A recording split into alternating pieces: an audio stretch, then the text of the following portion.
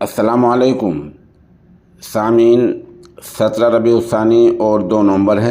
ख़बर का उन्वान है शशमाही इम्तिहान।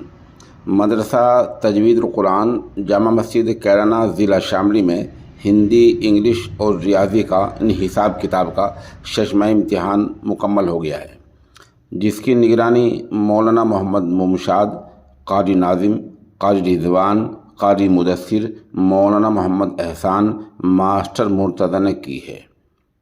बता दें, ये इदारा ही पूरा जामा मस्जिद के इमाम ख़तीब हज़रत मौलाना मोहम्मद ताहिर मज़ाहिरी की देख रेख में चला करता है।